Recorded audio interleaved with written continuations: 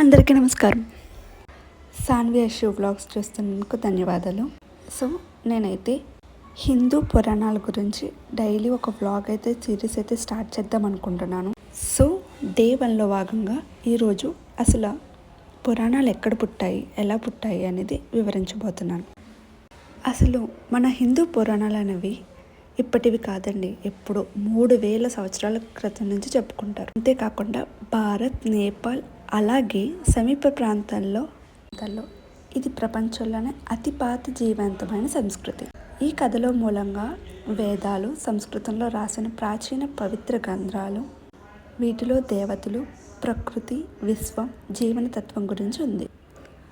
కాలక్రమేణా ఈ ఆలోచనలు మహాకావ్యాలుగా మారాయి. అవే రామాయణం, మహాభారత పురాణాలు. వీటిలో వీరులు, యుద్ధాలు, ప్రేమ, దివ్య బోధనలు ఉన్నాయి. ఇది ఒక జీవితాంతమైన సాంప్రదాయం. ఇది పండుగల్లో, ఆలయాల్లో మరియు కోట్లాది ప్రజల విలువల్లో నేటికి ప్రవహిస్తుంది. ఇదండి హిందూ పురాణం ఎలా పుట్టింది. రేపటి బ్లాగ్లో మళ్ళీ కలుద్దాం. అంతవరకు సెలవు.